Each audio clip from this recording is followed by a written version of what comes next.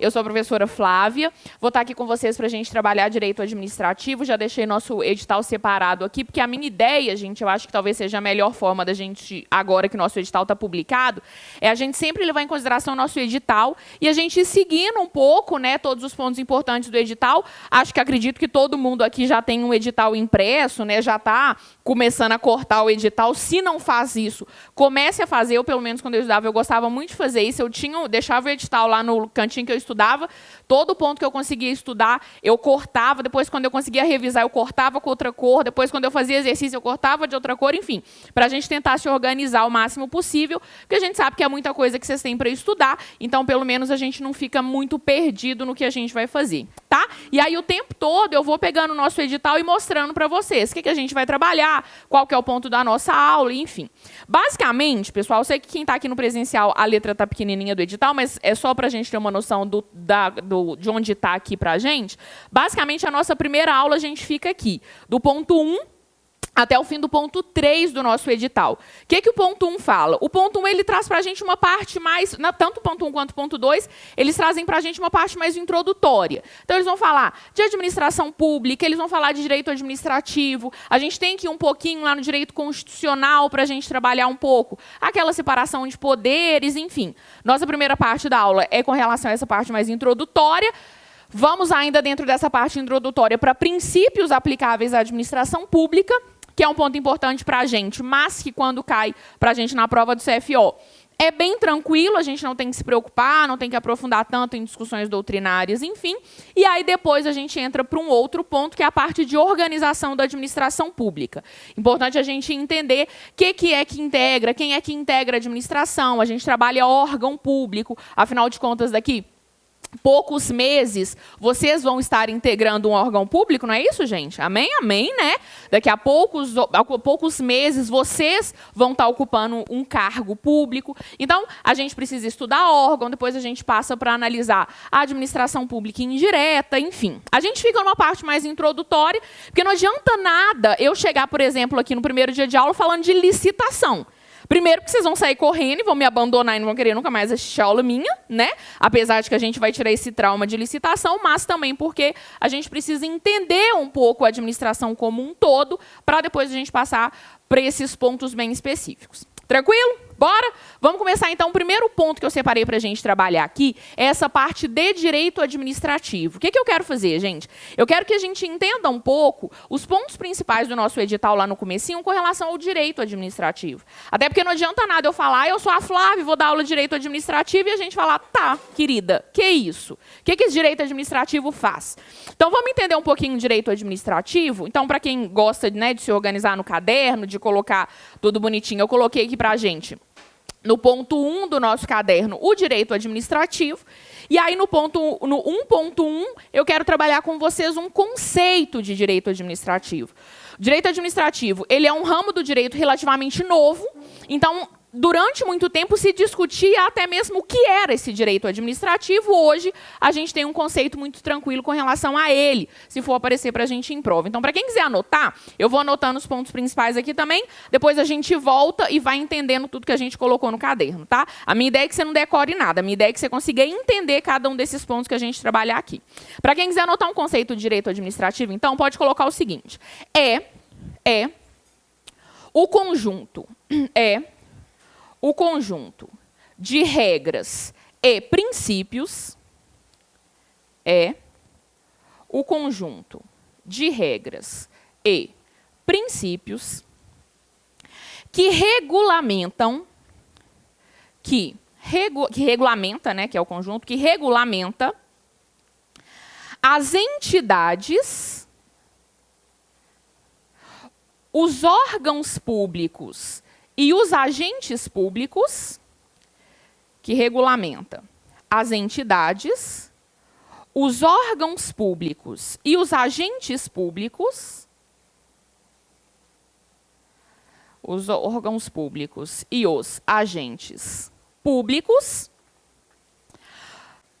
que exercem a função administrativa,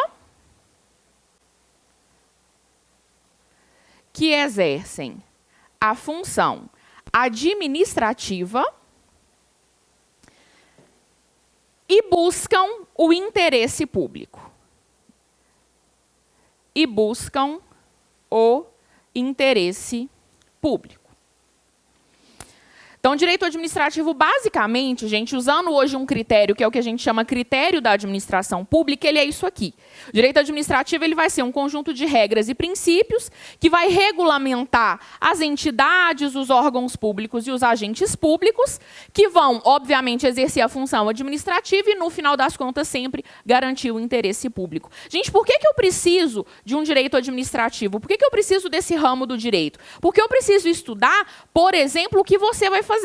Eu preciso entender quais são as funções e o porquê que você exerce as funções depois que você já tiver passado, depois que você já estiver ocupando o seu cargo. Eu preciso entender o que o agente público faz, o que o órgão público faz, o que o Estado de Minas Gerais, que é a entidade que nos interessa aqui da nossa prova do CFO, faz. Então, a gente precisa entender o direito administrativo. É um conjunto de regras e princípios, por quê? Uma boa parte do direito administrativo ele está tratado em lei. A gente tem uma série de leis esparsas, né? O direito administrativo, ele não tem um código de direito administrativo tal qual outros ramos do direito, inclusive eu sofro bullying por causa disso todos os dias aqui no Supremo, que toda vez que eu chego na sala dos professores, lá, a menina que não tem código chegando, né? Porque tem código penal, processo penal, parará, mas não tem um código de direito administrativo, mas nós temos uma série de regras aplicáveis. A Lei 8.666, a Lei 10.520, a Lei 8.987, enfim, todas as normas que a gente vai trabalhar ao longo do nosso curso, que vão, obviamente, trazer regras importantes para o direito administrativo. Além, claro, da própria Constituição, que é muito importante para a gente e que cai muito na prova do CFO. E, além disso, eu tenho determinados princípios, que, inclusive, é um dos pontos que a gente trabalha hoje, que, quando a gente fala em princípio, a gente está pensando naquela partida, naquele ponto de partida da atuação da administração pública. Quando a gente for trabalhar daqui a pouco, por exemplo, aquele famoso LIMP, né, aqueles princípios previstos na Constituição, a sua atuação, ela sempre parte desses princípios. Por isso o nome princípios. A sua atuação na administração sempre tem que partir deles. Legalidade, impessoalidade, moralidade, etc, etc. Que vai regulamentar, pessoal, as entidades, órgãos públicos e agentes públicos que exercem a função administrativa. A gente vai trabalhar daqui, sei lá, 15 minutos o conceito de administração pública. E a gente vai ver que a administração é exatamente isso aqui. Quando a gente pensa nas entidades, órgãos e agentes que exercem a função administrativa, nós estamos pensando na administração pública. Então, no final das contas, o direito administrativo estuda, claro, essa administração pública. Vou deixar esse aqui de vermelhinho para a gente trabalhar daqui a pouco, tentar entender e pensar em exemplos que a gente tem. E que vão buscar sempre o interesse público.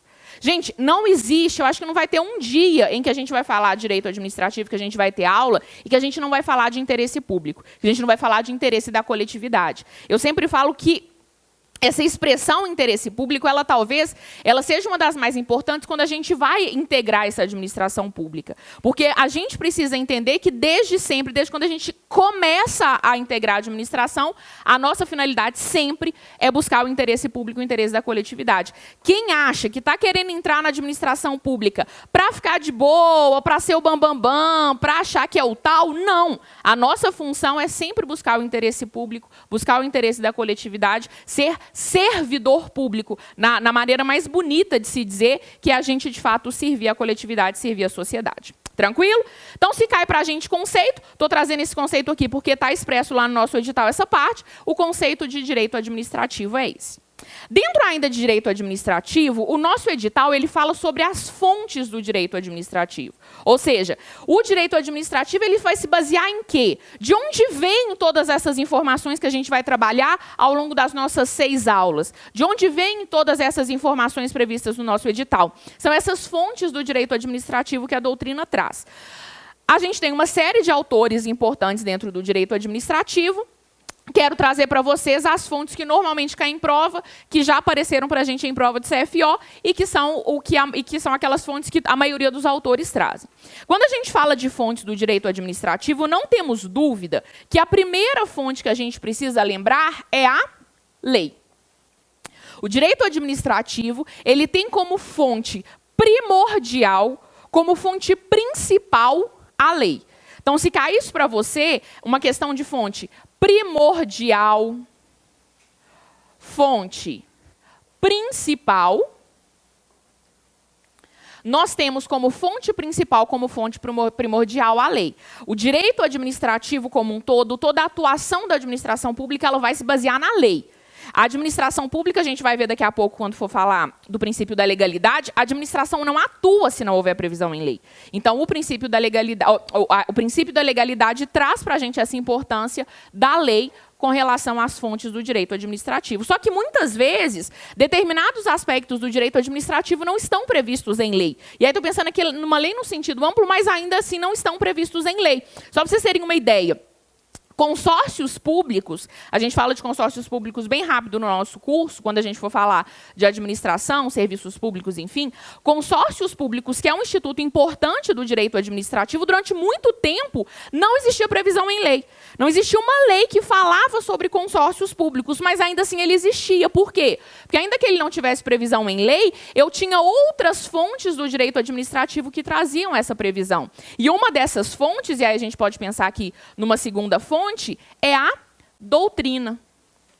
A doutrina no direito administrativo, gente, ela é extremamente importante. A doutrina, quando a gente fala em doutrina, a gente está falando daqueles estudiosos do direito administrativo que estudam o instituto, que estudam esse ramo do direito e que trazem para a gente uma série de entendimentos. A doutrina, muitas vezes, ela acaba até mesmo influenciando na lei. Porque quando os autores, e direito administrativo, o autor adora brigar um com o outro. Quando os autores eles começam a discutir alguma coisa, vem em um determinado momento e alguém fala, cara, vamos colocar isso aqui numa lei? Seguindo, obviamente, todo o processo legislativo lá do Constitucional. Então, a doutrina, claro, a lei é a mais importante, mas a doutrina também, obviamente, tem uma importância para a gente.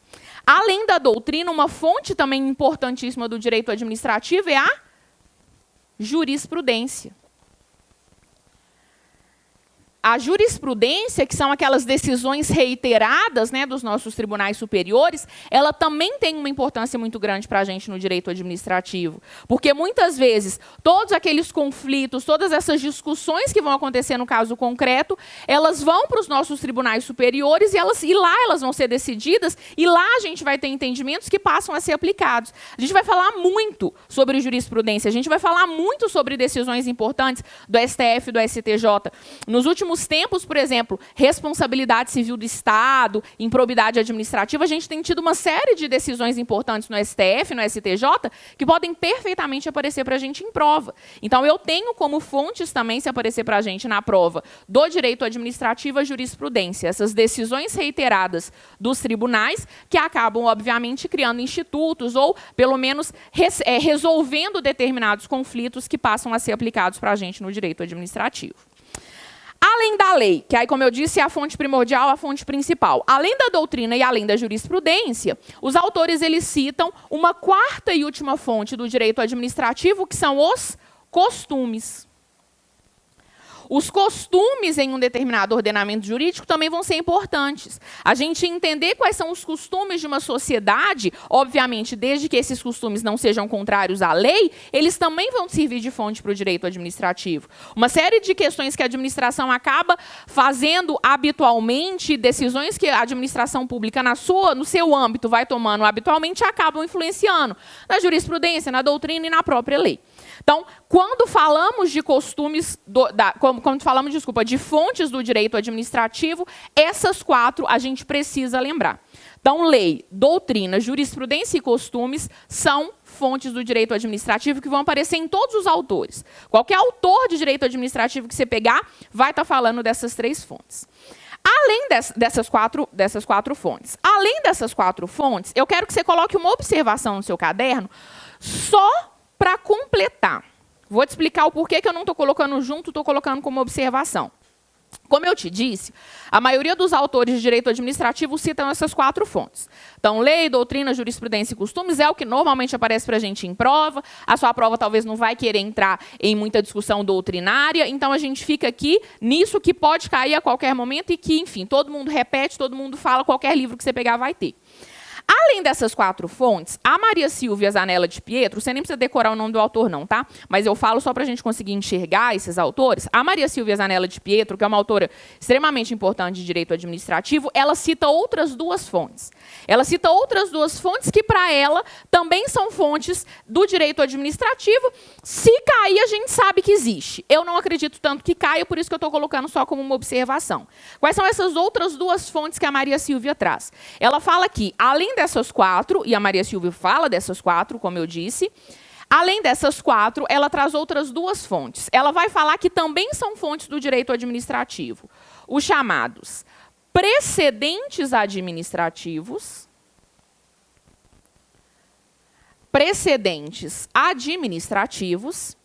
e que também são fontes do direito administrativo, os princípios gerais do direito. Então, também vão ser fontes do direito administrativo para Maria Silvia os precedentes administrativos e os princípios gerais do direito. Por que alguns autores não falam nessas 2 fontes? Porque alguns autores eles falam, Maria Silvia, pensa comigo o seguinte, precedente administrativo é o quê? São aquelas atuações habituais da administração pública. Isso muitas vezes vai entrar dentro dos próprios costumes. Então, tá, beleza, Maria Silvia, você está errada não, mas não tem que falar.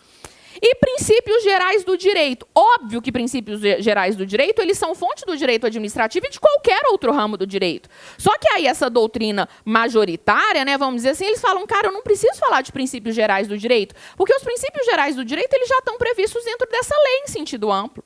Porque nessa lei em sentido amplo, eu vou falar disso daqui a pouco, quando for falar do princípio da legalidade, ela abarca não só aquilo que está expresso, mas aquilo que está implícito também.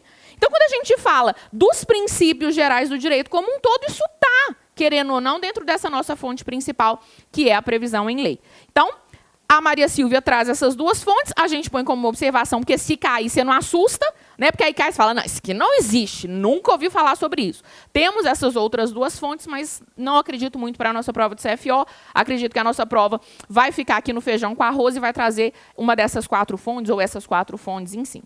Então, lei, doutrina, jurisprudência e costumes. Tranquilo, gente? Para terminar essa parte, então, do direito administrativo, a gente agora para um pouquinho e começa a analisar esses princípios que são aplicáveis à administração pública. Como eu te disse, esses princípios, eles são extremamente importantes para a sua atuação como agente público, eles são importantes para a atuação de qualquer pessoa que integra a administração pública como um todo, de qualquer órgão público. Então, a gente começa a trabalhar um pouco esses princípios. Quando a gente fala de princípios, e aí princípios eles estão lá no ponto 2 do seu edital, né, dentro da parte de direito administrativo, quando a gente fala de princípios, a gente tem dentro do direito administrativo alguns princípios que nós chamamos de princípios expressos na Constituição.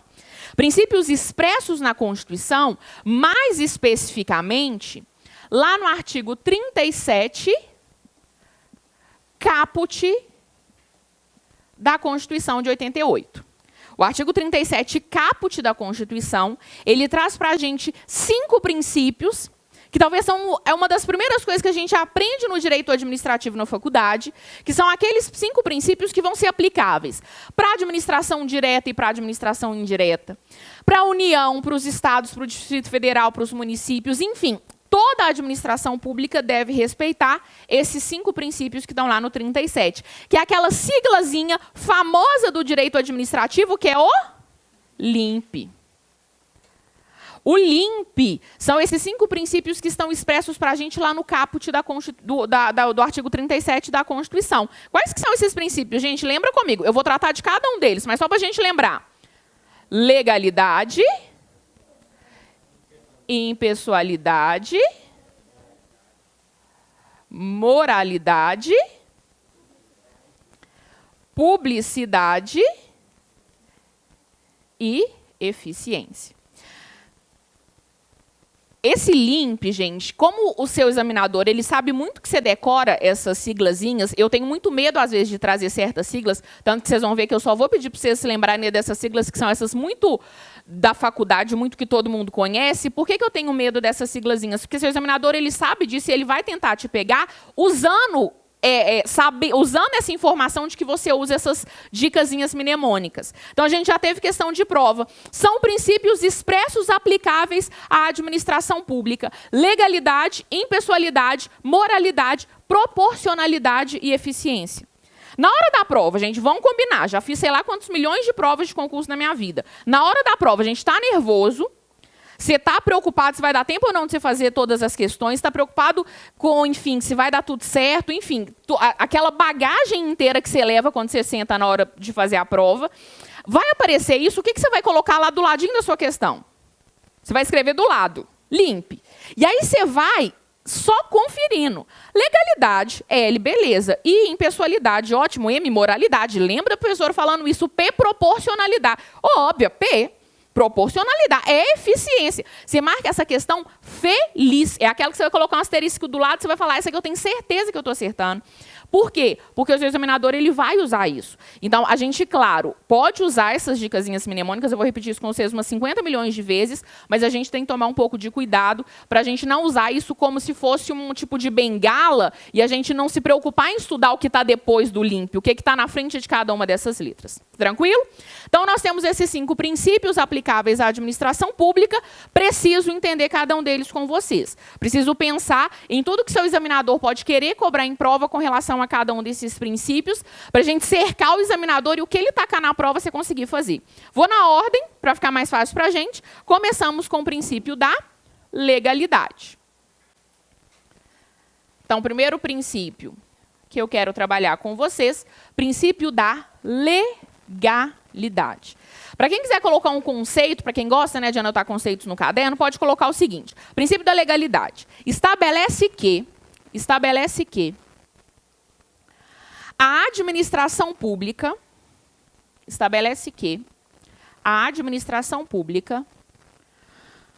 só atua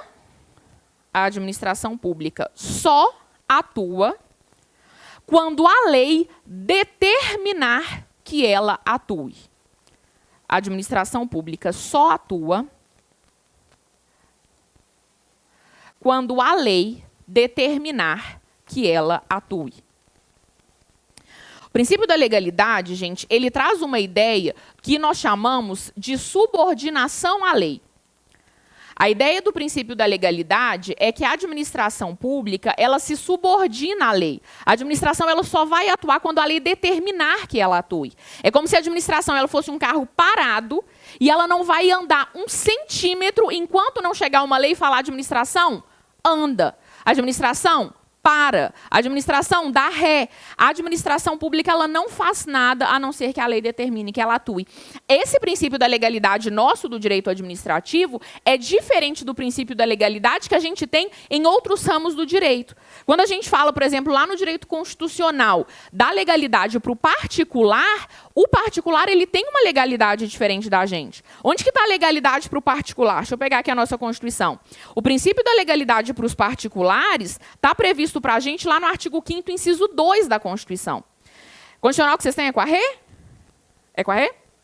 Quando vocês estiverem, então, estudando, eu não sei se está dentro do edital de vocês, claro, essa parte do artigo 5º, mas, enfim, quando no direito constitucional como um todo, a gente pega esse artigo 5º, inciso 2, o artigo 5º, inciso 2, ele fala o seguinte: ninguém será obrigado a fazer ou deixar de fazer alguma coisa, senão em virtude de lei. Essa regra aqui é uma legalidade para o particular. O que esse artigo 5º, inciso 2 da Constituição está dizendo? Ele está falando o seguinte: olha, você particular, você faz o que você quiser, a não ser que a lei proíba que você faça. Pelo princípio da legalidade para o particular ele faz o que der na telha dele, a não ser que aquilo que ele estiver fazendo tenha uma proibição em lei. Porque se tiver proibição em lei, obviamente que eu não posso fazer. É diferente da administração pública. A administração pública ela não pode fazer o que ela quiser. Ela só faz o que a lei determinar que ela faça. A gente pode pensar num servidor público. Um servidor público, gente, no momento em que ele está atuando como particular, ele pode fazer qualquer coisa, a não ser que a lei proíba. Enquanto eu não estou exercendo a minha função, enquanto eu não estou no meu horário de trabalho, eu posso fazer o que eu quiser, o que me der na telha, a não ser que tenha uma proibição em lei. Agora, nos momentos em que eu estou dentro do órgão que eu trabalho, ocupando o cargo, exercendo a minha função, eu não posso fazer o que me der na telha. Eu só posso fazer aquilo que está previsto em lei para o meu cargo, que está previsto em lei para eu fazer. Então, o princípio da legalidade lá do direito constitucional é diferente do princípio da legalidade nosso aqui, que é a legalidade aplicada para a administração pública. Tá tranquilo? Para terminar o princípio da legalidade, eu acho que vale a pena chamar a atenção de que quando a gente fala que a administração está subordinada à lei, de que a administração pública ela só atua quando houver uma previsão em lei, essa lei, gente, é uma lei em sentido amplo. Quando eu falo que a administração pública ela só atua quando houver previsão em lei, eu não estou falando simplesmente da lei em sentido estrito. O que seria a lei em sentido estrito? A lei que recebe nome de lei. Lei ordinária, lei complementar, lei delegada. Até porque tem coisa que é extremamente importante para a gente no ordenamento jurídico, como a Constituição, que não recebe esse nome. Então, quando a gente fala da lei, a gente está pensando na lei em um sentido amplo. Ou seja, a gente está pensando em todo o ordenamento jurídico. Essa ideia de legalidade é uma legalidade, né? Essa ideia de lei é uma lei em sentido amplo, que significa dizer todo o ordenamento jurídico. Inclusive, gente, coisa que está implícita na Constituição. Inclusive, princípios implícitos na Constituição, a gente vai falar de alguns desses princípios daqui a pouco, que vão fundamentar a atuação da administração pública da mesma maneira. Então, todos os princípios que a gente trabalhar, todas as normas que integram o ordenamento jurídico como um todo entram dentro desse nosso conceito de lei. Muitas vezes a administração pública atua não com base em uma lei, mas com base, por exemplo, em um princípio constitucional, e está perfeito atuar. Quando o CNJ, e aí só para a gente entender um exemplo, quando o CNJ, que é aquele Conselho Nacional de Justiça, né, que é um órgão administrativo do Poder Judiciário, quando o CNJ ele proibiu o chamado nepotismo, que é quando eu não posso, né, colocar encargos em comissão subordinados a mim, cônjuge, companheiro, parentes, enfim, depois mais para frente a gente fala do nepotismo, não existia uma lei que falava de nepotismo, não tinha uma lei falando não pode ter parente como seu subordinado em cargo em comissão. O CNJ inventou da cabeça dele o termo nepotismo, foi lá e proibiu. Muita gente falou, CNJ, você não pode fazer isso não, você é louco? Como é que você faz esse negócio de inventar uma coisa que não está prevista em lei? Chegou no STF, o STF falou, gente, vocês que estão loucos de estar discutindo, porque ainda que não exista uma lei proibindo esse tal de nepotismo, eu tenho um princípio extremamente importante na Constituição, que é o princípio da moralidade, e eu me aproveitar de um cargo para colocar meu parente para ser subordinado a mim, eu estou ferindo o princípio da moralidade, estou ferindo o princípio da impessoalidade. Então, o STF, falou, está perfeito, constitucional demais, tanto que o STF gostou tanto da história, que ele foi lá e editou uma súmula vinculante trazendo a regra do nepotismo, proibindo o tal do nepotismo. Então, lei aqui para a gente é num sentido amplo, tranquilo? Não pensa só lei, porque senão a gente fica dentro de uma caixinha muito pequena e a gente tem que pensar de uma maneira mais ampla no direito como um todo, no ordenamento jurídico como um todo. Depois da legalidade, que eu acho que é bem simples, a gente passa para um outro princípio, que é o princípio da impessoalidade. Princípio da impessoalidade. O princípio da impessoalidade, a gente infelizmente tem visto cada vez mais notícias e escândalos, enfim, em que a gente percebe muitas vezes esse princípio da impessoalidade sendo ferido. Então, eu vejo ele como talvez um princípio extremamente importante, claro que todos são importantes da mesma maneira, mas um princípio importante para a gente entender para a nossa prova, porque ele, de fato, a gente tem visto muito esse princípio da impessoalidade, às vezes, de alguma maneira, sendo ferido, ou, enfim, sendo pelo menos esquecido. Quando a gente pensa na impessoalidade, no conceito geralzão, o que a gente vai pensar na impessoalidade? Que a atuação da administração pública ela precisa ser impessoal. O próprio nome está dizendo isso. Quando eu atuo dentro da administração pública, eu não posso nunca estar buscando interesses pessoais. Eu não posso nunca estar buscando interesses meus ou interesses, sei lá, do meu colega. Eu tenho que atuar sempre de forma impessoal, porque a administração pública, ela é formada por agentes públicos, só que esses agentes, eles estão atuando em nome da administração. Então, quando você estiver dentro da Polícia Militar do Estado de Minas Gerais, que integra o Estado de Minas Gerais, todas as vezes que você atua, você está atuando em nome do Estado de Minas Gerais. Ninguém olha para você e fala, olha, o fulano de tal ali buscando um interesse próprio. A gente olha para você e a gente vai falar, olha o fulano de tal buscando o interesse do Estado, atuando em nome do Estado. Olha o Estado de Minas Gerais atuando e fazendo o seu papel. Então, a gente precisa atuar sempre de forma impessoal. E aí, com base nisso, os autores de direito administrativo pegam esse princípio da impessoalidade e eles enxergam o princípio da impessoalidade de 3 maneiras. Claro que o princípio é o mesmo, a ideia geral é a mesma, né, atuar de forma impessoal, mas a gente consegue enxergá-lo de 3 maneiras diferentes. Eu quero garantir que essas 3 a gente esteja muito tranquilo na hora da prova. Primeira faceta, né, vamos dizer assim, a primeira forma de enxergar esse princípio da impessoalidade seria com base na ideia de finalidade. Primeiro ponto, primeiro aspecto desse princípio da impessoalidade seria a ideia de finalidade. Gente, eu nem falei de ato administrativo ainda, a gente vai falar muito de finalidade mais para frente, enfim, mas pensando aqui de uma forma muito geral com que a gente já trabalhou, qual que é a finalidade da atuação da administração pública? Interesse público. A finalidade maior de qualquer atuação da administração pública é o interesse público. Então, sempre que a administração pública atua, sempre que um agente público atua, independente de que órgão ele faz parte, de que pessoa jurídica ele faz parte, ele precisa estar buscando o interesse público, o interesse da coletividade. A partir do momento em que eu, me utilizando do poder que eu tenho como agente público, eu busco um interesse privado, eu estou ferindo essa finalidade. E eu estou ferindo, consequentemente, o princípio da impessoalidade. E, óbvio, também outros, como moralidade, enfim. Mas a ideia aqui da finalidade é que, a qualquer momento, se um agente público busca um interesse privado, ele vai estar ferindo o princípio da impessoalidade. Quando a gente pensa nessa atuação impessoal, a gente está pensando numa atuação nunca se preocupando com interesses pessoais. Se eu atuo buscando interesse pessoal, eu estou errada. Se eu atuo buscando interesse pessoal, eu não mereço estar no cargo que eu ocupo, porque eu estou ferindo o princípio da impessoalidade. Tranquilo? Beleza. Além dessa ideia de finalidade, um segundo aspecto que nós temos para o princípio da impessoalidade é a ideia de isonomia. Então, segundo...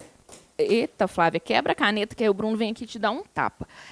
O segundo aspecto, né, que a gente tem para esse princípio da finalidade é a ideia de isonomia. Pessoal, o princípio da isonomia aqui é o mesmo princípio que a gente tem no direito como um todo. Quando a gente começa a falar de princípios gerais do direito, em vários ramos do direito diferentes, a gente tem essa ideia de isonomia. Acho que todo mundo tem um pouco dessa ideia de isonomia na cabeça, mas para quem quiser colocar um conceito, ele vai me dizer que a administração deve tratar a todos de forma igual. Então, pelo princípio da isonomia, a administração deve tratar a todos de forma igual, a não ser que existam situações de desigualdade. A não ser que existam situações de desigualdade. Então, o princípio da isonomia. A administração ela precisa tratar todo mundo de forma igual, a não ser que exista uma situação de desigualdade, e essa situação de desigualdade ela pode, então, justificar um tratamento desigual. Quando a gente pensa no direito administrativo, eu tenho uma série de exemplos de tratamentos isonômicos, de tratamentos que são dados, em princípio, a todas as pessoas da mesma forma, mas que, se eu tenho pessoas em situação de desigualdade, eu posso dar um tratamento desigual. Então, por exemplo, em determinadas licitações, quando a administração vai fazer uma licitação, se tem uma microempresa ou uma empresa de pequeno porte participando dessa licitação, ela vai ter um tratamento diferente. Ela tem um tratamento diferente, está previsto lá na lei das microempresas, empresas de pequeno porte. Por quê? Porque ela não consegue competir da mesma maneira com uma empresa de grande porte. Se eu tenho uma pequena construtora estou participando de uma licitação para uma obra pública, eu não consigo competir da mesma maneira com, sei lá, uma Odebrecht da vida. Por quê? Porque a gente está numa situação de desigualdade. A gente está numa situação, inclusive financeira, de desigualdade. Então, a administração ela pode me dar um tratamento diferente. Está previsto em lei. Eu tenho um tratamento diferente se eu sou uma microempresa ou empresa de pequeno porte, numa determinada licitação. A gratuidade de transporte público para certas categorias, a gratuidade de transporte público para idoso, por exemplo, que está prevista inclusive na Constituição. Por quê? Por que todo mundo tem que pagar para usar o transporte público e o idoso não? Tratamento desigual, situação de desigualdade, tratamento isonômico. Se eu trato todo mundo de forma igual, de maneira geral, às vezes eu não consigo garantir uma igualdade material, eu não consigo colocar todo mundo no mesmo nível, então eu preciso tratar de forma desigual. Um outro exemplo, só para a gente terminar essa parte da isonomia. A reserva de cargos, de vagas em determinados concursos públicos para pessoas com deficiência. Por que eu tenho essa previsão? Em todo estatuto de servidor de qualquer ente federativo eu vou ter essa previsão, inclusive na própria Constituição, lá no artigo 37. Porque aquelas pessoas que têm algum tipo de deficiência, elas precisam receber um tratamento desigual. Então, claro, se o cargo comporta aquela desigualdade, eu tenho, por exemplo, a possibilidade de reserva de vagas para pessoas com deficiência. Então, eu tenho uma série, enfim, de reservas de vagas, eu tenho uma série de previsões dentro do direito administrativo para garantir essa isonomia. Fechado?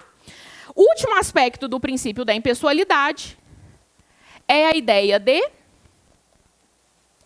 proibição da promoção pessoal. Proibição da promoção pessoal. Pessoal, quando a gente atua dentro da administração pública, como eu disse, a gente sempre atua em nome do Estado.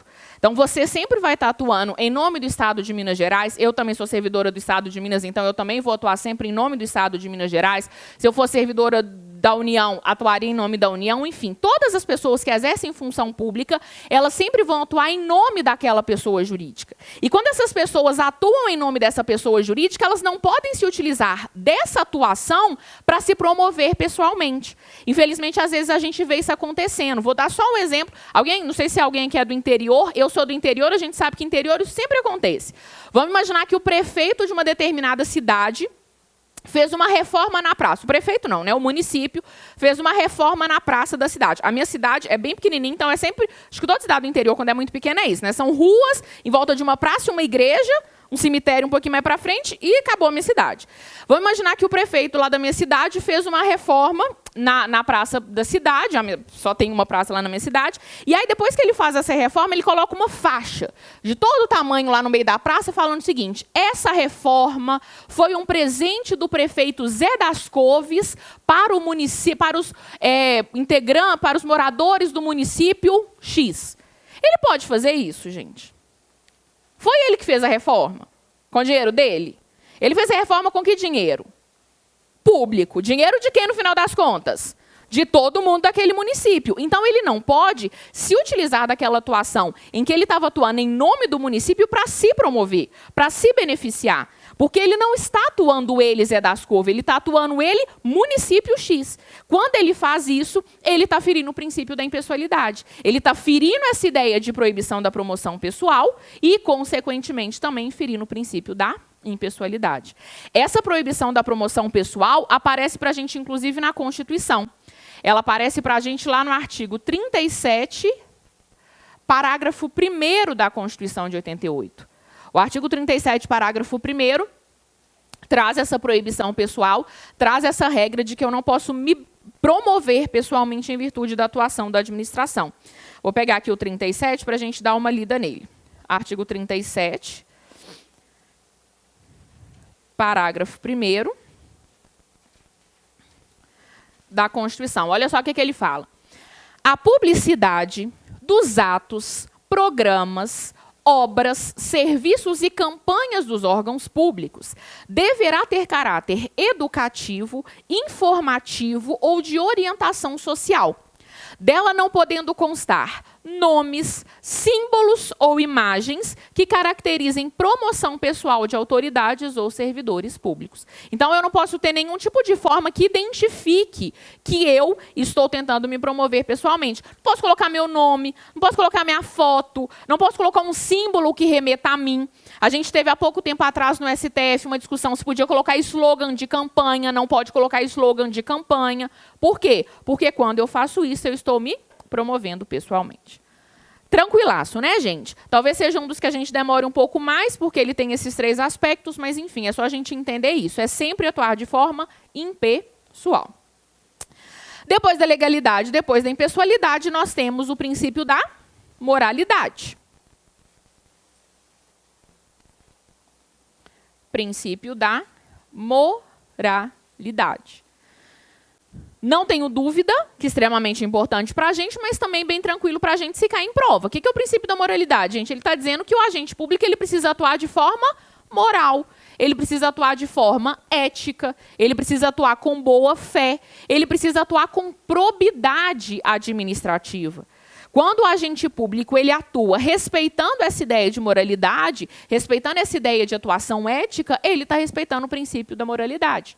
Então, sempre que a gente pensa em um agente público, seja ele de que cargo for, seja ele lá em cima da administração, ou seja ele lá embaixo da administração, do jeito que for, ele precisa atuar sempre de forma moral, de forma ética, com probidade, com boa fé. Tranquilo, né? Eu acho que não tem muito segredo aqui para a gente, não. Depois da moralidade, princípio da publicidade. Princípio da publicidade. O que o princípio da publicidade ele vai dizer, gente? O princípio da publicidade ele vai dizer que, em regra, e depois eu trago a exceção, em regra, as atuações da administração pública devem ser públicas. As atuações da administração pública elas devem ser acessíveis a todos. Então, quando a gente fala nessa publicidade, nós estamos dizendo que, em regra, quando a administração pública atua, todas as suas atuações elas precisam ser públicas, elas precisam ser acessíveis a todas as pessoas. Por que essa publicidade existe, gente? Porque se, no final das contas, o que a administração pública está fazendo é administrar a coisa pública, que é a nossa coisa, é a coisa da coletividade, nós precisamos ter formas de controle dessa atuação. A gente precisa ter possibilidade, ter instrumentos de controlar a atuação da administração pública e saber se o que ela está fazendo está ou não buscando o nosso interesse, está ou não buscando o interesse da coletividade. Então, a publicidade ela é extremamente importante para garantir para a gente esse controle da atuação da administração pública. Se eu estou dizendo que, em regra tem que ser acessível, em regra tem que ter essa publicidade, obviamente que eu estou dizendo, então, que existem exceções. Na verdade, né, vários desses princípios a gente pode pensar em determinadas exceções, tem um princípio absoluto, a gente tem exceções a esse princípio da publicidade dentro da própria Constituição. Para quem quiser anotar, eu tenho 2 incisos lá do artigo 5º que trazem exceções a essa regra da publicidade. A exceção, ela vai aparecer para a gente no artigo 5º, inciso 10, artigo 5º, inciso 10, e artigo 5º, inciso 33 da Constituição. O artigo 5º, inciso 10 e o 5º, inciso 33 da Constituição trazem para a gente exceções à regra da publicidade. O artigo 5º, inciso 10, a gente estuda isso também lá no direito constitucional, o artigo 5º, inciso 10, ele fala, inclusive no direito civil a gente estuda, o artigo 5º, inciso 10, ele fala que eu tenho que garantir a privacidade, a vida privada, a intimidade, a imagem das pessoas. Então, muitas vezes pode acontecer de que, para garantir a imagem, de que, para garantir a privacidade, eu tenha que, de alguma maneira, relativizar esse princípio da publicidade. A gente vê muito essa ideia de imagem, né, de relativização da imagem na atuação da administração pública em processos administrativos disciplinares. Quando a gente tem processos administrativos disciplinares em um determinado órgão público, quando o servidor ele fez alguma coisa errada, privada, se por algum motivo aquilo pode de alguma maneira vir a ferir a imagem dele, às vezes antes do processo, por exemplo, na sindicância, se garante um sigilo para garantir que eu não vou queimar o filme da pessoa à toa. Vou garantir aqui um sigilo, depois, obviamente, se ficar comprovado que ele fez mesmo, aí tudo bem, aí todo mundo vai saber, ele vai receber a sanção, enfim. Mas é possível que, às vezes, eu relativize a publicidade dos atos da administração para garantir intimidade, vida privada e etc, etc, imagem, etc. E o artigo 5º, inciso 33. O artigo 5º, inciso 33, ele fala que eu posso relativizar essa publicidade para garantir a segurança do Estado e a segurança da sociedade. A segurança do Estado e a segurança da sociedade pode fazer com que, em determinadas situações, essa publicidade ela seja relativizada. Gente, se eu chegar, sei lá, não tem nada para fazer um dia, chego numa delegacia qualquer e peço para ver um inquérito policial que está apurando o cometimento, um crime praticado por, sei lá, um mega de um chefe do tráfico do município de Belo Horizonte. Eu posso simplesmente falar, galera, me dá aí para ver o que vocês vão fazer amanhã? Deixa eu ver quais são as próximas operações que vocês vão fazer aqui durante essa semana. Eles vão deixar eu ver, gente? Do nada, sair do nada, vou lá pedir? Determinadas coisas eu não vou poder ter acesso. Se eles vão ter uma operação amanhã para invadir, sei lá, a casa do cara, eu não vou ter essa informação agora. Ué, Flávia, mas é ato administrativo. O inquérito policial como um todo, ele é um procedimento administrativo. Por que às vezes eu posso ter relativização desse acesso? Exceção, segurança da sociedade, segurança do Estado.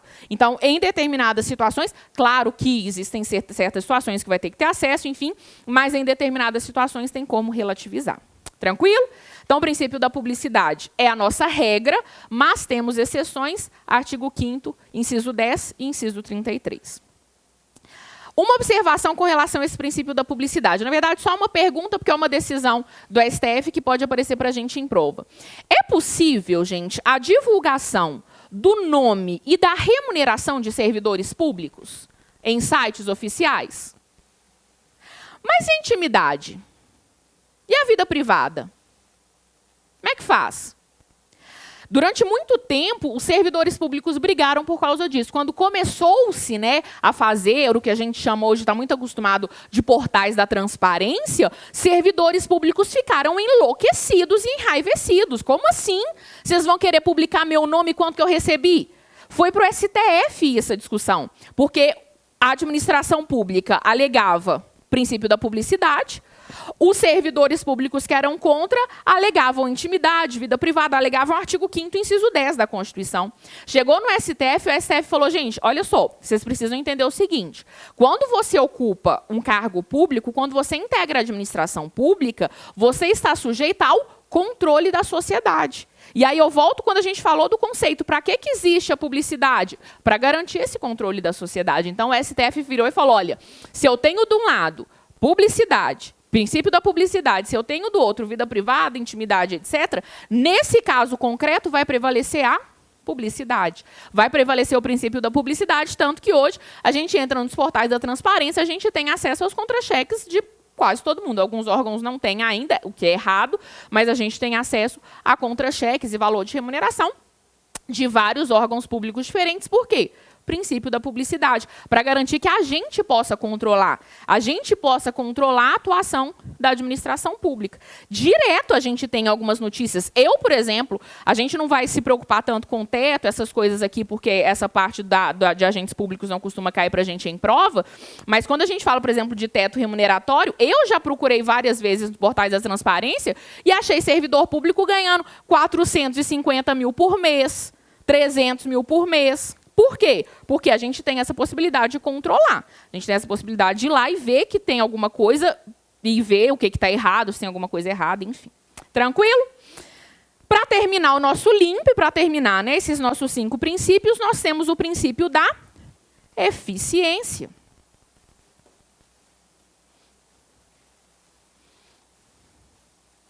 Princípio da eficiência. Gente, o princípio da eficiência, ele não nasceu inserido na nossa Constituição.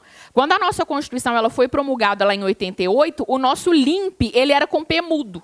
Ele não tinha o E do LIMP, ele era LIMP sem o E, porque o princípio de eficiência ele foi inserido depois na Constituição, através da Emenda Constitucional 19 de 98. Então, o princípio de eficiência ele foi inserido depois na Constituição, lá no artigo 37 caput, por essa Emenda Constitucional 19 de 98. Flávia, por que você está me falando isso? Porque já caiu para a gente em questão de CFO. A gente tem questão de CFO, inclusive nos exercícios que eu fiz, né, para vocês, a gente tem essa questão em que ele falava simplesmente isso, acho que era a letra D, se eu não me engano. A letra D falava, o princípio de eficiência foi inserido na Constituição pela Emenda Constitucional 19 de 98. Aí você olharia e vai, sei lá, que número desse negócio? Lembra porque eles já cobraram para a gente em prova, a Emenda Constitucional 19 de 98, ela fez o que na época foi chamada de reforma administrativa. Então, igual a gente hoje discute reforma previdenciária, reforma de sei lá o quê, na época, em 98, nós tivemos uma reforma administrativa que resolveu inserir o princípio de eficiência na Constituição. Claro que ele já existia de forma implícita, né? Não significava dizer que antes ele não existia, mas ele era só de forma implícita e ele passou a constar para a gente no texto constitucional a partir de 1998. O que é a ideia de eficiência, gente? Eu acho que é muito simples, o próprio nome diz para a gente. É garantir que o agente público ele sempre atue de forma eficiente, que o agente público ele sempre atue buscando o que a gente pode chamar de rendimento funcional. Rendimento funcional. O que eu quero, gente, com o princípio de eficiência é garantir que a administração pública ela seja uma administração pública rápida, uma administração pública de resultados, que a gente saia daquela administração pública burocrática que existia antigamente, porque antigamente a administração era extremamente burocrática. É um pouco ainda, porque também não adianta nada atacar um princípio na Constituição e não mudar a prática, né? Mas antes da Emenda Constitucional 19, a gente tinha uma administração extremamente burocrática e demorada, e com essa inserção de eficiência, a gente passa a buscar uma administração que a gente chama de administração gerencial, para quem quiser se lembrar dessa expressão, administração pública gerencial ou administração pública de resultados. É uma administração rápida, né, gente? Eficiente, que é o que a gente espera hoje da administração. Estamos longe ainda de chegar onde eles queriam, mas, enfim, estamos tentando caminhar com essa administração pública mais rápida, com essa administração eficiente. E aí a Constituição ela traz uma série de instrumentos para garantir essa eficiência da administração, essa eficiência do servidor. Se eu não for um bom servidor, se eu não for um servidor eficiente, eu posso perder meu cargo. Enfim, então nós temos uma série de previsões com relação a essa eficiência. Tranquilo? Tratados, então, desses 5 princípios que a gente tem, que são os princípios expressos na nossa Constituição, a gente passa agora, dentro de princípios ainda, para analisar outros princípios que a gente costuma chamar de princípios implícitos, ou que a gente costuma chamar de princípios reconhecidos. É a mesma coisa. Princípios implícitos ou princípios reconhecidos aplicáveis à administração são aqueles que não estão no 37 caput da Constituição, mas que ainda assim são aplicáveis e têm a mesma importância que os outros. Não existe uma hierarquia entre princípios. Então, a gente tem esses outros princípios que a gente precisa trabalhar.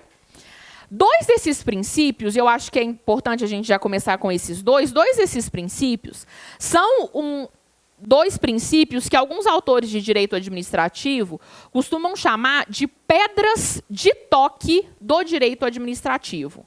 Pedras, deixa eu colocar aqui, deixa eu arrumar um cantinho aqui para eles. Alguns autores, por exemplo, o Celso Antônio, ele costuma falar que esses 2 princípios seriam o que ele chama de pedras de toque do direito administrativo. Seria como se fossem as pedras fundamentais. Seria como se eu construísse todo o direito administrativo em cima desses 2 princípios. Quais são eles? Nós temos, de um lado, o princípio da supremacia do interesse público sobre o interesse privado, ou sobre o interesse particular, tanto faz. Princípio da supremacia do interesse público sobre o interesse privado. Quem está anotando pode saltar só uma linha, para a gente só colocar um conceitinho. E, de outro lado, princípio da indisponibilidade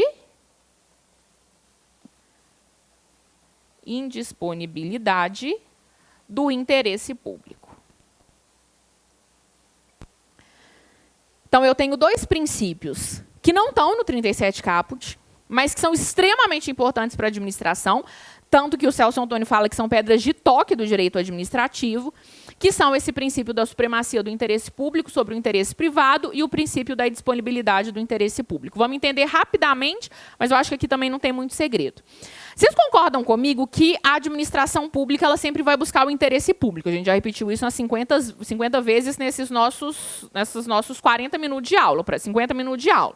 Então, quando a gente fala da atuação da administração pública, sempre estamos pensando numa atuação do interesse público. E aí, se em determinadas situações eu tenho um interesse público, eu tenho o interesse da coletividade, se contrapondo com o interesse de alguém ou com o interesse de um grupo determinado de pessoas, no final das contas, o que vai prevalecer, gente? O interesse da coletividade. O interesse da coletividade tem supremacia sobre o interesse de uma determinada pessoa. Hoje até que existe, é só de curiosidade mesmo, hoje até que existe uma doutrina mais jovem, vamos dizer assim, do direito administrativo, que vem relativizando isso, e eles nem estão errados, eles falam que às vezes até pode ser que o interesse privado possa, de alguma maneira, numa exceção, prevalecer sobre o interesse público, mas para a nossa prova é isso aqui. É entendermos que o interesse da coletividade ele vai se sobressair em cima do interesse privado, em cima de um interesse particular. E em virtude desse princípio da supremacia, a administração pública recebe, gente, uma série de prerrogativas. Com base nesse princípio da supremacia do interesse público sobre o interesse privado, a administração pública ela recebe uma série de vantagens que um particular não tem. Uma série de poderes que um particular não tem. Se a gente sair daqui, sentar no restaurante aqui do lado do Supremo, no boteco aqui do lado do Supremo, ver que o restaurante está descumprindo normas sanitárias e a gente falar que o dono do restaurante tem que fechar o bar, tem que fechar o estabelecimento porque ele está descumprindo normas sanitárias, ele vai rir da nossa cara, vocês concordam? Porque nós, como particulares, nós não temos nenhum tipo de poder para determinar que alguém feche um estabelecimento porque está descumprindo normas sanitárias. Agora, se eu sou agente da vigilância sanitária e chego nesse mesmo estabelecimento, vejo que ele está descumprindo essas normas e mando ele fechar as portas, ele vai ter que fechar? Vai. Ele vai ter que fechar, a gente vai falar durante 1h30 mais para frente de poder de polícia nas próximas aulas, porque o agente da vigilância sanitária está atuando com base no poder de polícia. O interesse público de garantir, no caso desse estabelecimento, de garantir preservação da saúde pública, enfim, vai prevalecer sobre o interesse do dono do bar de continuar funcionando. Quando a administração pública ela pode desapropriar a casa de alguém para construir uma escola pública, ela pode por quê? Supremacia do interesse público sobre o interesse privado. Amo minha casa de paixão, quero morar na minha casa o resto da vida. Mas a administração, o município, vamos imaginar, de Belo Horizonte, quer colocar uma escola pública na minha casa. Eu posso bater o pé e falar, não vou sair? Não, porque ela vai falar, querida, deixa eu te contar uma coisa, o seu interesse privado, seu interesse de ter sua casa, que se ame, etc., etc., é menor do que o interesse da coletividade, de ter uma escola pública municipal funcionando aqui. Estou te desapropriando. Claro que nesse caso, sem entrar muito na desapropriação, eu teria direito à indenização, enfim, mas eu teria que sair. A propriedade, ela deixaria de ser minha. É uma forma de intervenção do Estado na propriedade. A gente vai trabalhar, cai na sua prova, intervenção do Estado na propriedade, já caiu várias vezes nas provas passadas do CFO. Então, essas prerrogativas, esses poderes, se baseiam nessa supremacia do interesse público sobre o interesse privado. Só que, ao mesmo tempo em que esse interesse público justifica esses poderes a mais, ele também justifica limitações da administração pública. E essas limitações vão se basear nesse segundo princípio, que é o princípio da indisponibilidade do interesse público. O que esse princípio da indisponibilidade ele vai dizer? Ele vai falar que sempre a administração tem que buscar o interesse público. A administração não pode dispor do interesse público. Ela não pode abrir mão do interesse público. E para garantir que ela nunca vá abrir mão desse interesse público, o ordenamento jurídico dá à administração pública uma série de limitações. A administração traz uma série de limitações que vão ser aplicados à administração pública, para garantir que aquela administração, que aquele agente público não está abrindo mão de um interesse público, está sempre buscando um interesse público. Exemplo de limitações que vão aparecer para a gente ao longo das nossas aulas. Se eu Flávia, particular, como particular, quero comprar caneta, porque essa caneta aqui está acabando, o que eu tenho que fazer, gente? Eu, particular, vou pegar minha bolsa, vou na papelaria que tem aqui quase na esquina do Supremo, vou comprar uma caneta ou quantas canetas eu quiser comprar, vocês concordam? A Polícia Militar de Minas Gerais está precisando de caneta. As canetas do órgão Polícia Militar de Minas Gerais estão acabando, ela precisa renovar seu estoque de canetas. Eu posso simplesmente pegar o dinheiro e ir lá comprar caneta? O agente, né, da Polícia Militar, no caso, pode ir lá e comprar caneta? Não, o que ele precisa fazer? Em regra, licitação. Em regra, ele precisa fazer licitação para quê? Para garantir que ele não está deixando de buscar o interesse público, para garantir que ele vai contratar com a melhor proposta, para garantir que ele deu o direito de isonomia para todo mundo que vende caneta participar da licitação. Para quê? Para garantir essa indisponibilidade do interesse público. Um determinado órgão da administração pública está precisando de servidor. Vamos imaginar, eu trabalho na Assembleia. A Assembleia Legislativa de Minas está precisando de novos servidores. A Assembleia Legislativa de Minas pode simplesmente chamar quem ela quiser? O diretor-geral lá, que é quem manda lá nessa parte administrativa da Assembleia, pode simplesmente chamar quem ele quiser para trabalhar lá? Para ocupar cargos públicos, em regra? O que vai ter que fazer? Concurso público. Por que a administração se submete a concurso público? Indisponibilidade do interesse público. Eu, Flávia, como particular, eu preciso prestar contas para alguém? Do que eu estou gastando ou deixando de gastar? Não. Tenho que prestar contas, obviamente, para o meu cartão de crédito, para o dinheiro que eu vou ter que pagar, que eu vou ter que ter para pagar. Mas eu preciso prestar contas para alguém, falar o que eu comprei, por que eu comprei? Não. Eu, Flávia, como agente público, eu tenho que prestar contas. Quando eu tenho alguma despesa, por exemplo, quando, sei lá, eu tenho que fazer uma viagem em virtude da minha função, eu tenho que prestar contas do que eu gastei, por que eu viajei, etc. Sim. Por quê? Porque eu tenho que prestar contas para garantir essa indisponibilidade do interesse público. A obrigação de prestar contas ao Tribunal de Contas nada mais é do que uma garantia dessa indisponibilidade do interesse público. Tranquilo, gente? Então, indisponibilidade do interesse público e supremacia do interesse público sobre o interesse privado, eles são importantes para a gente, estão implícitos na nossa Constituição, mas extremamente respeitados dentro da administração pública. Só para terminar, e aqui eu vou falar de alguns de forma mais rápida, a gente tem um outro princípio que também não vai estar para a gente expresso na Constituição, mas que é importante, que é o princípio da autotutela. Princípio da autotutela. O que é o princípio da autotutela? A gente já caiu milhões de vezes em prova do CFO, ou com o nome, ou com a sua aplicação. O princípio da autotutela, ele vai dizer que a administração pública ela pode controlar seus próprios atos. A ideia de autotutela é que a administração pública ela pode controlar seus próprios atos. A administração ela tem essa possibilidade de ela analisar os seus atos e controlar os seus atos, porque ela tem essa garantia de autotutela. Então, eu não preciso, por exemplo, depois que eu edito um ato, depois que você estiver atuando, você não precisa depender, por exemplo, do judiciário ver que o ato é ilegal para depois ir lá e anular.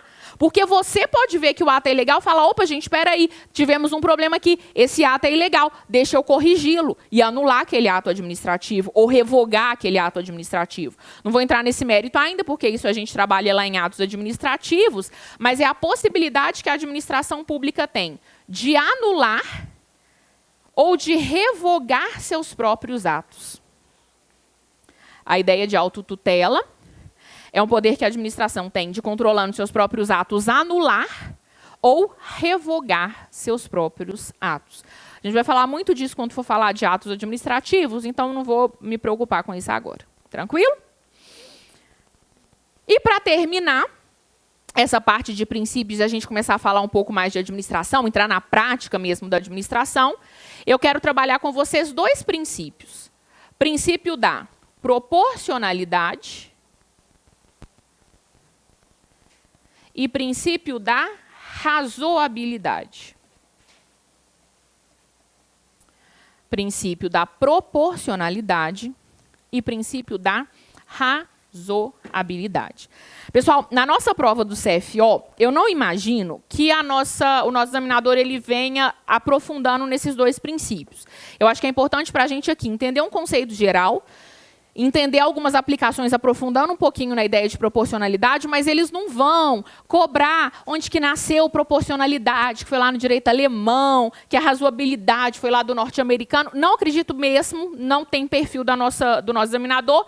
Acho que ele vai cobrar de forma mais tranquila, mas eu acho que é importante a gente entender, até porque durante a prática a gente vê muito isso, essa ideia de proporcionalidade, de razoabilidade. Tranquilo? Vamos para o próximo bloco e a gente coloca um conceito e aprofunda um pouquinho. Rapidinho a gente termina.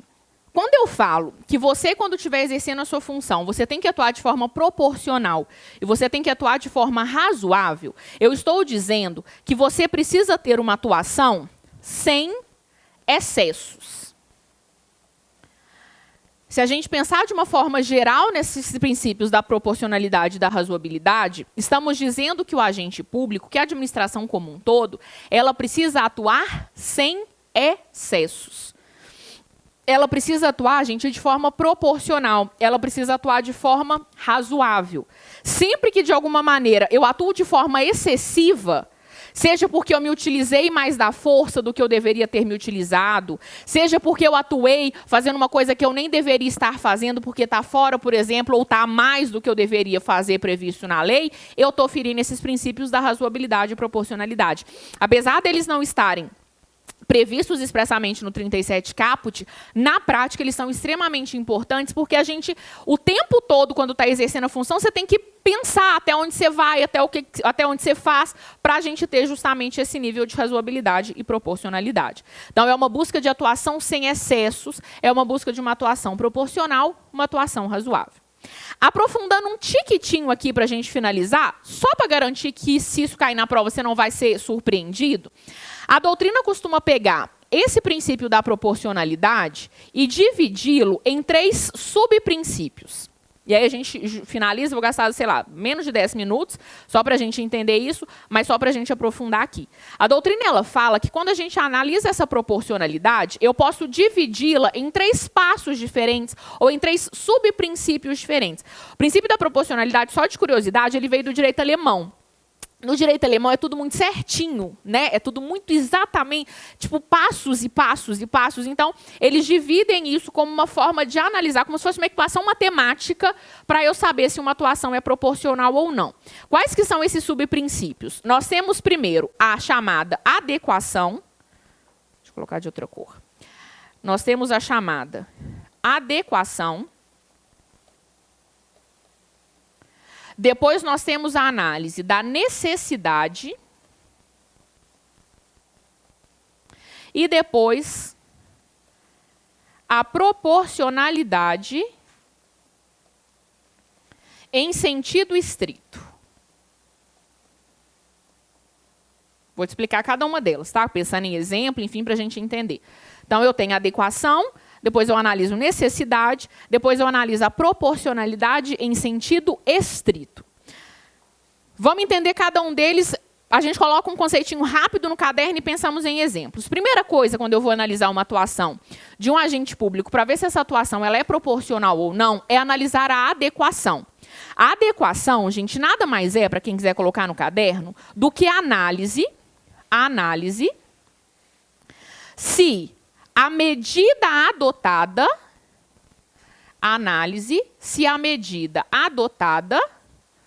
consegue levar à finalidade pretendida. Vou repetir. É a análise se a medida adotada consegue levar à finalidade pretendida. O que eu tenho que analisar quando eu vou analisar uma atuação de um agente público? Eu tenho que pensar o seguinte: qual que é a finalidade? Para que ele está atuando? E entendendo essa finalidade, entendendo por que ele está atuando, essa medida que ele adotou consegue levar a essa finalidade? Porque às vezes o agente público ele pode estar tomando uma medida que não vai levar de maneira alguma a finalidade que ele pretende. Então o negócio já não é proporcional. Eu não preciso nem analisar o resto. Eu já sei que não vai funcionar. Se a medida adotada leva a uma finalidade que não tem nada a ver com o que o agente queria, a atuação já não é proporcional, ela não é o que nós chamamos de adequada. Vou pensar num exemplo com vocês dentro do direito e num exemplo fora do direito para a gente conseguir enxergar. Vou começar com fora do direito. Provavelmente vocês já escutaram em algum momento aquela expressão tapar o sol com a peneira. certo? Tapar o sol com a peneira é uma coisa que não tem nada a ver com direito aqui pra gente, a gente já ouviu. Quando eu uso essa expressão tapar o sol com a peneira, qual que é a finalidade que eu estou querendo? Tapar o sol, vocês concordam? O que eu estou querendo tapar o sol? O que eu estou usando para tapar o sol? Uma peneira. Essa peneira, ela é adequada para tapar o sol? Ela vai alcançar a finalidade que eu estou pretendendo? À medida que eu adotei uma peneira, vai levar a finalidade de tapar o sol? Não. Então, essa minha atuação é proporcional ou desproporcional? Desproporcional. Ela não passa nem na primeira análise, que é a análise de adequação. Então, ela já é desproporcional. Não consigo. Não vai adiantar nada eu usar uma peneira para tapar o sol. Uma atuação desproporcional. Pensando numa atuação dentro do direito administrativo. Imagina que um prefeito de uma cidade editou um decreto é um ato administrativo, editou um decreto falando que todos os bares e restaurantes desse município precisam fechar às 7h30 da noite. É a medida que ele adotou. Ele editou um ato administrativo falando que todos os bares e restaurantes devem fechar as portas, não podem mais funcionar às 7h30 da tarde da noite. Né? Vamos pôr 8 horas da noite, vai. Às 8 horas da noite. Beleza, é uma medida que ele adotou. O que ele está pretendendo com isso? Qual que é a finalidade que ele pretendia? Acabar com a gravidez na adolescência. Vai levar? Vai alcançar? Fechar o bar e o restaurante às 8 da noite, vai funcionar e vai acabar com a gravidez na adolescência, gente? Ou o menino vai fazer o que ele quiser fazer qualquer hora do dia? Em qualquer lugar? Óbvio. Então, essa medida ela é proporcional? Não. Não por quê? Porque a medida adotada não consegue levar à finalidade pretendida. Tá tranquilo? Adequação? Se não tiver na hora do intervalo, o pessoal do presencial me pergunta, senão o pessoal de casa me manda dúvida. Analisada a adequação, a gente passa para a necessidade. Por que eu tenho uma segunda análise? Porque às vezes pode acontecer de eu ter duas medidas, medida 1 e medida 2, e tanto a 1 quanto a 2, elas conseguem levar à finalidade que eu estou pretendendo. Então, as duas são adequadas. As duas já passaram nessa primeira análise, que foi de adequação. A medida 1 me leva àquela medida, resolve aquilo que eu estou querendo resolver. A segunda medida também. Se eu tenho mais de uma medida que me leva à finalidade, eu preciso analisar agora qual dessas medidas é a medida menos excessiva. A ideia de necessidade, para quem quiser colocar um conceito no caderno, é que eu preciso adotar sempre a medida menos excessiva. O agente público sempre precisa adotar a medida menos excessiva. Vamos pensar no exemplo fora do direito e depois a gente pensa no exemplo dentro do direito administrativo. Esse exemplo eu lembro desde a minha faculdade que eu guardei esse negócio desse exemplo fora do direito da ideia de necessidade. Imagina o seguinte, imagina que eu estou com uma dor no joelho. Estou com uma dor no joelho, está me incomodando essa dor no joelho, vou ao médico. Quando eu chego no médico, ele faz um exame, ele fala, olha, Flávia, realmente você está com um probleminha aqui no joelho. A gente tem duas coisas que a gente pode fazer para terminar com essa dor no joelho. Então, a minha finalidade terminar a dor no joelho, acabar não sentir mais dor no joelho. E aí esse médico ele vira para mim e fala, olha, a gente tem duas medidas. A gente pode fazer uma cirurgia rápida, vou cortar aqui um pedacinho do seu joelho, vou tirar um negocinho que está errado aqui, vou dar 2 pontinhos, acabou, você nunca mais vai sentir essa dor, ou eu posso cortar sua perna. Se eu cortar sua perna, seu joelho vai embora, você nunca mais vai sentir dor no joelho. Vai alcançar a finalidade. A dor no joelho eu não vou sentir mais. Agora, dessas duas medidas, existe uma que é menos excessiva? Obviamente. Se eu resolvo, tudo bem, vamos cortar minha perna então, eu estou adotando uma medida mais excessiva. Eu poderia adotar uma menos excessiva. Então, ainda que leve a finalidade, essa minha atuação não é proporcional. Ela não é proporcional porque, ao invés de adotar uma menos excessiva, eu adotei uma mais excessiva. Pensando no exemplo dentro do direito. Imagina que eu sou agente de fiscalização de um órgão ambiental, sei lá, da Secretaria do Meio Ambiente. Minha função é fiscalizar fábricas, fiscalizar indústrias, para ver se as indústrias estão respeitando as normas ambientais, dentre elas o volume lá que eles podem soltar de poluentes pela sua chaminé. Cheguei lá, numa determinada fábrica para fiscalizar, fiz lá a medição e vi que, de fato, essa indústria está eliminando mais poluentes do que poderia, do que estava previsto em lei. Chamo o dono da fábrica, falo, olha, meu senhor, eu estou vendo aqui que o senhor está descumprindo normas ambientais, a gente precisa tomar medidas para eliminar para terminar com essa emissão de poluentes acima do permitido. Posso fazer duas coisas aqui de acordo com a lei. Eu posso simplesmente determinar que o senhor instale um filtro na sua chaminé. Instalando esse filtro resolve o problema, porque vai segurar os poluentes, enfim, você vai estar dentro da lei. Ou eu posso interditar a sua fábrica, que você não vai funcionar nunca mais. Quando eu tenho essas duas medidas, eu consigo alcançar o fim, acabar com a emissão de poluentes acima do permitido. Agora, se eu, como agente público aqui, edito um ato determinando a interdição, eu estou sendo desproporcional. Porque eu posso adotar uma medida menos excessiva, que é mandar instalar um filtro na chaminé. Se eu faço isso, se eu determino a interdição da fábrica, eu estou atuando ferindo o princípio da proporcionalidade. Tranquilo? E, por fim, pode acontecer, às vezes, de eu estar analisando uma atuação que é adequada, uma atuação que tem necessidade, que é necessária, então passou nessas duas primeiras análises, mas que ainda assim eu não consegui decidir, por exemplo, entre essas duas medidas. E aí eu vou para a última análise, que é essa proporcionalidade em sentido estrito. Proporcionalidade em sentido estrito, gente, nada mais é, para quem quiser anotar, que a ponderação de ônus e bônus, a ponderação de ônus e bônus em um caso concreto. A ponderação de ônus e bônus em um caso concreto. Existem determinadas situações em que você não vai conseguir identificar se a sua atuação é proporcional ou não, analisando simplesmente esses dois primeiros momentos ou subprincípios. Vai chegar no momento em que você vai ter que parar e falar, tá, essa minha atuação aqui é proporcional? O que eu poderia fazer? Eu posso fazer isso, eu posso fazer aquilo. Qual que tem mais bônus do que ônus? Qual que eu acho, nessa ponderação, colocando na balança, qual é que eu acho que vai prevalecer? Quando eu estava dando o exemplo da publicidade da remuneração dos servidores, o que o STF fez? Ponderou. Ele falou, olha, de um lado eu tenho o princípio da publicidade, de outro eu tenho intimidade, vida privada do servidor. Tá, todos vão ter ônus, tem bônus, mas eu acho que o bônus de garantir controle da sociedade precisa prevalecer. Então, vai poder divulgar a remuneração. Não vai divulgar nomes, não vai divulgar CPF, nome de filho e endereço, mas vai divulgar nome e remuneração, porque, para mim, para o STF, lá no caso, a publicidade ela tem mais bônus do que ônus. Tranquilo, gente? Como que vai cair isso para a gente em prova se for cobrar essa ideia de adequação, necessidade e proporcionalidade em sentido estrito? Isso.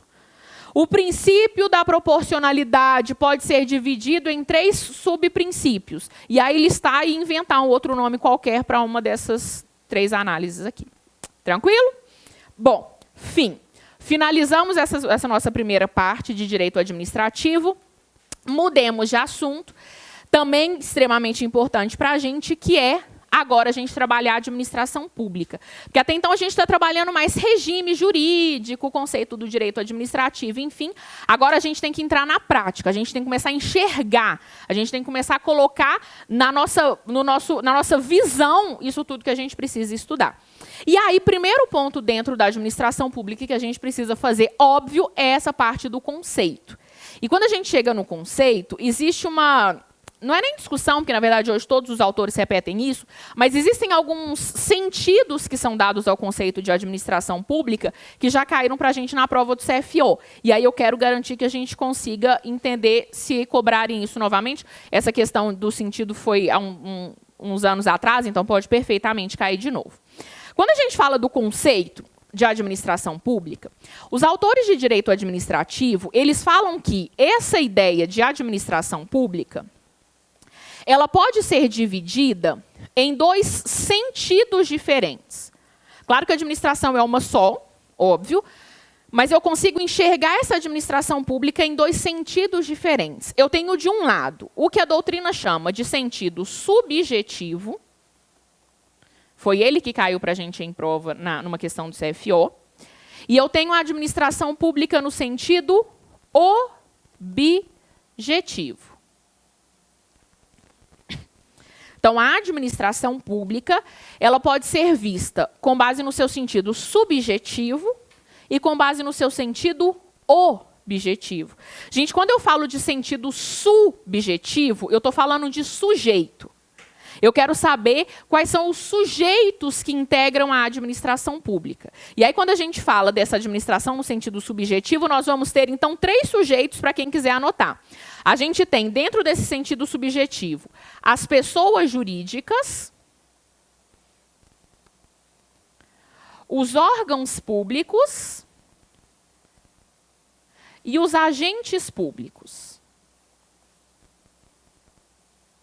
Ah, não, que caiu, a questão do CFO foi o sentido objetivo. Então, o subjetivo pode até mais cair do que o objetivo. Então, o sentido subjetivo, ele corresponde às pessoas jurídicas, órgãos públicos e agentes públicos. São os sujeitos que integram essa chamada administração pública. Vamos pensar em você? Vamos pensar em você, que vai integrar uma pessoa jurídica, Estado de Minas Gerais. Essa pessoa jurídica Estado de Minas Gerais vai ser dividida em vários órgãos públicos, inclusive um determinado órgão público, Polícia Militar do Estado de Minas Gerais. E você vai estar aqui dentro. Agente público, um menino e uma menina. A menina ficou maior, mas é porque a gente tem que ter mais atenção. Um menino e uma menina que são agentes públicos integrando essa administração pública. Isso aqui, eu estou falando da sua vida daqui a poucos meses. Daqui a poucos meses você já vai estar ocupando esse cargo, já vai estar ocupando esse lugar, esse sentido subjetivo. A gente tem pessoas jurídicas, órgãos públicos e agentes públicos integrando, sendo essa administração pública no sentido subjetivo. Além do sentido subjetivo, nós temos o sentido objetivo. O sentido objetivo, eu estou preocupado com o objeto. Eu estou querendo saber o que essa administração pública faz.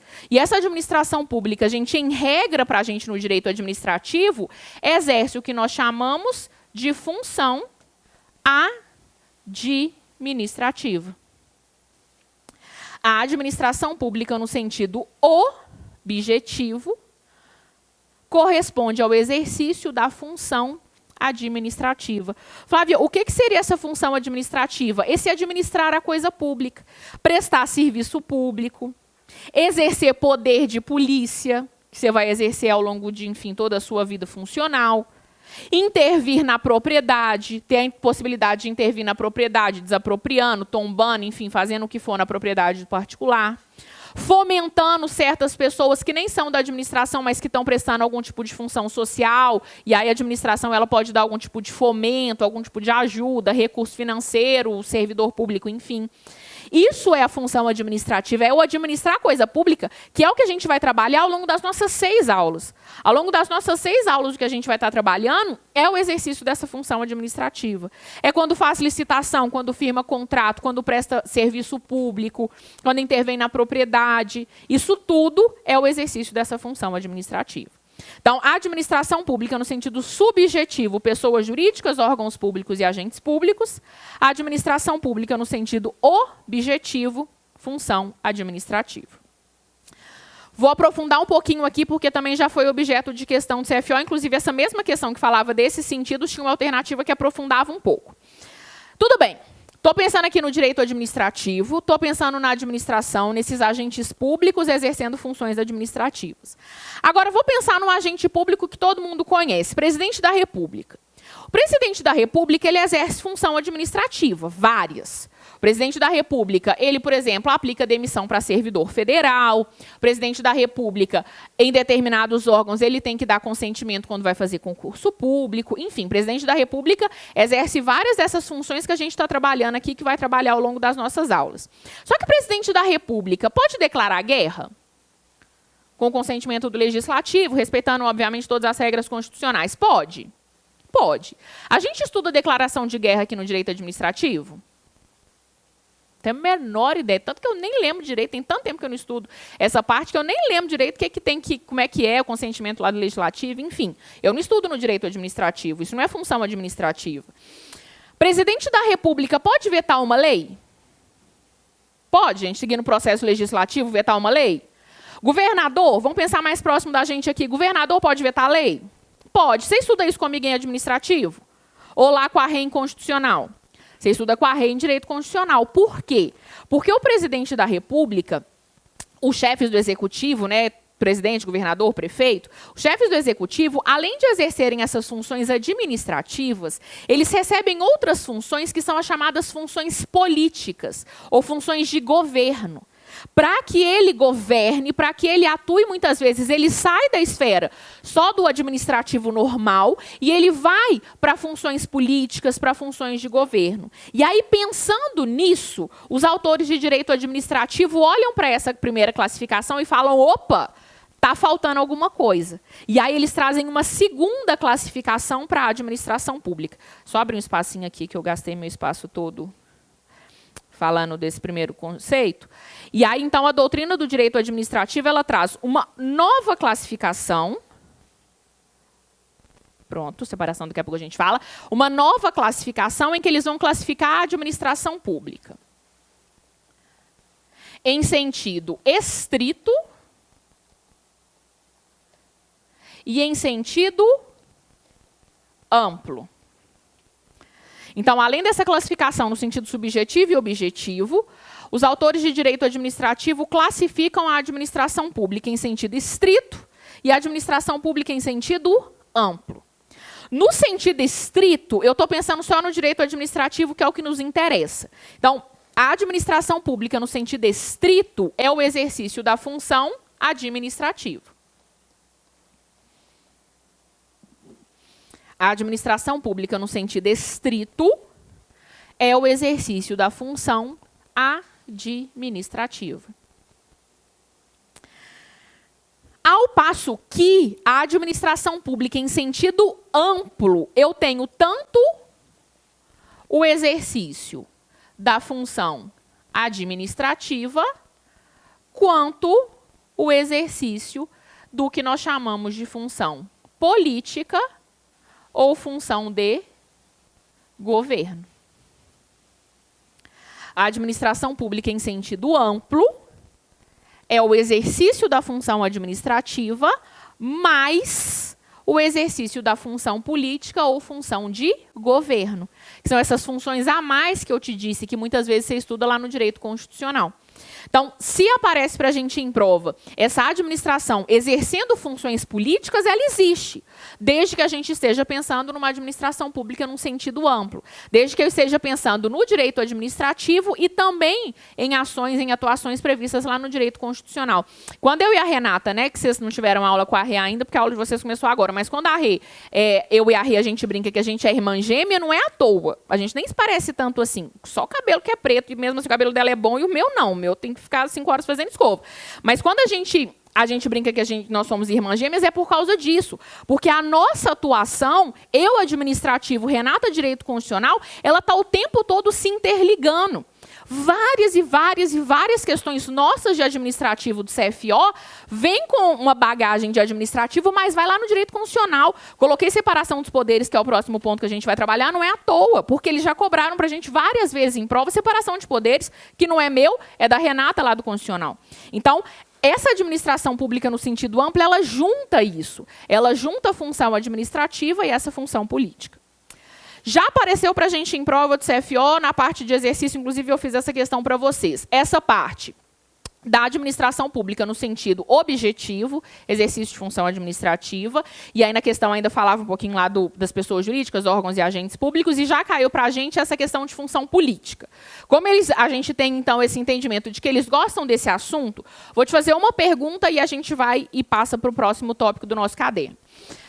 Quero só que você me fale se está certo ou se está errado, tá? Sua questão é de alternativas, vamos imaginar que você está lendo a letra A. Vamos imaginar que está lá. O enunciado está pedindo para você marcar a alternativa certa. Letra A.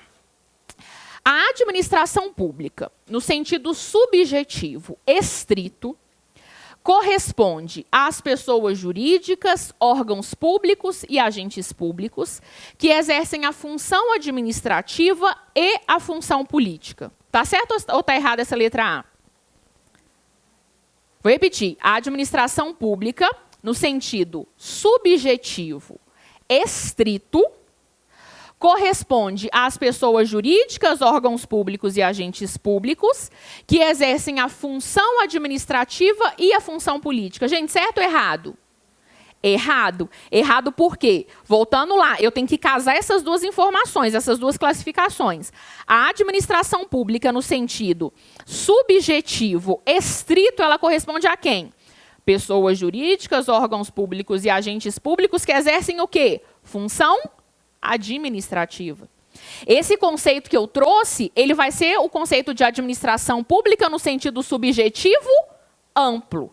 Pessoa jurídica, órgão público e agente público que exerce função administrativa e função política. Levando em consideração as últimas questões que entraram dentro desse mérito, acho bem boa uma questão, já que eles cobraram uma classificação e depois outra, eles quererem de alguma maneira inovar e cobrar essa junção dessas duas classificações.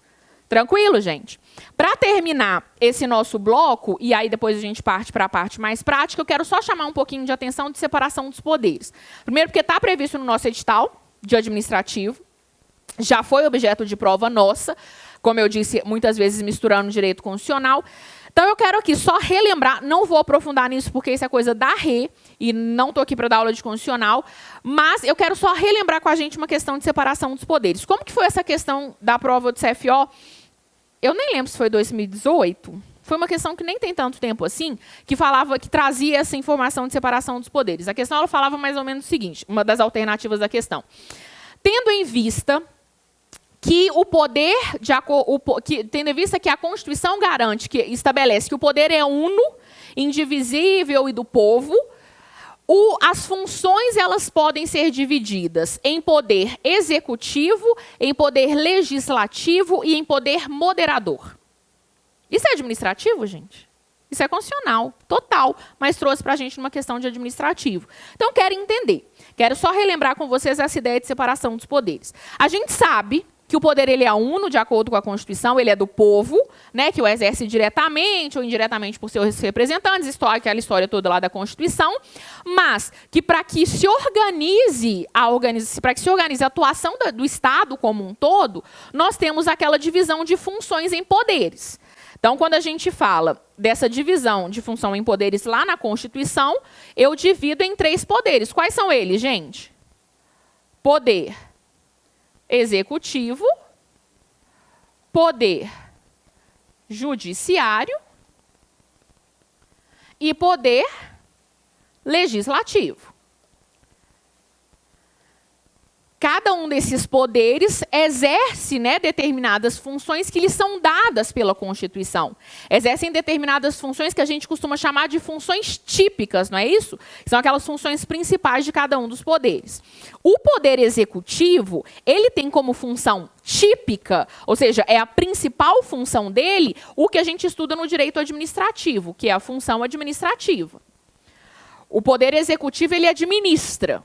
O poder executivo ele exerce funções administrativas. Você vai integrar o poder executivo. Você vai fazer parte do poder executivo estadual, né, do Estado de Minas Gerais. Você vai exercer poder de polícia. Você vai exercer, enfim, funções administrativas.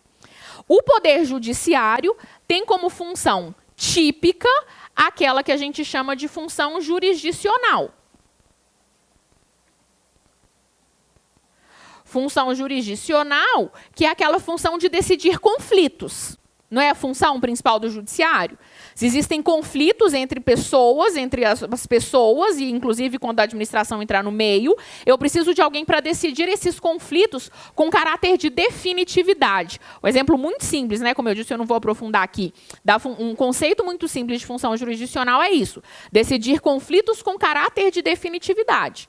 É o poder judiciário que decide conflitos com caráter de definitividade, leva a coisa julgada e etc, etc. É a função principal do judiciário.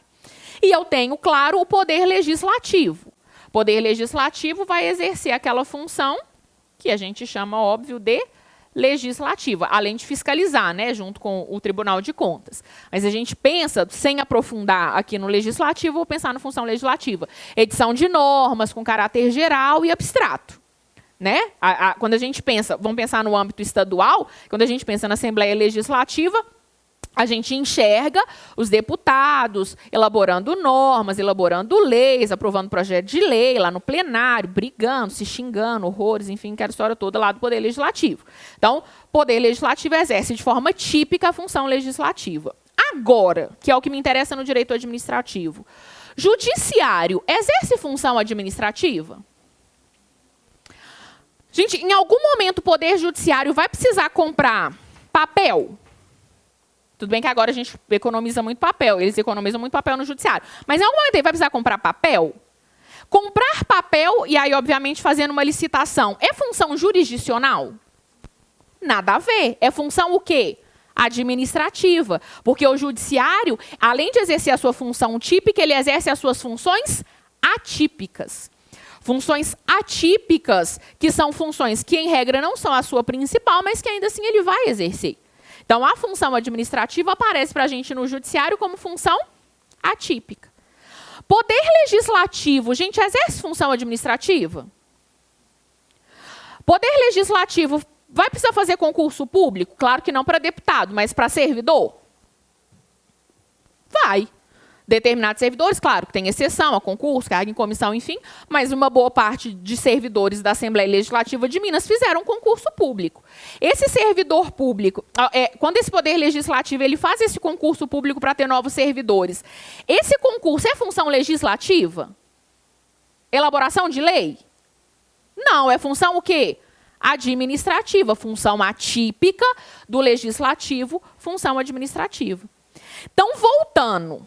Se eu entendi que a função administrativa ela pode ser exercida, então, pelo executivo de forma típica, pelo judiciário e pelo legislativo de forma atípica, esse conceito que a gente colocou no caderno, da administração no sentido objetivo, função administrativa, abarca inclusive legislativo e judiciário? Abarca. Abarca porque quando o legislativo está fazendo concurso, está fazendo licitação, quando o judiciário está exercendo função administrativa, ele entra dentro desse conceito do mesmo jeito que o Poder Executivo. Estou chamando a atenção disso porque, se eu não me engano, na nossa última aula a gente fala de controle administrativo e a gente vai relembrar isso. E isso já foi objeto de prova, como eu disse, numa prova recente, numa questão recente do nosso CFO. Tranquilo? Então, todos os poderes têm os seus poderes típicos, mas todos eles, de forma típica ou atípica, exercem o que nos interessa e que a gente estuda, que é a função administrativa.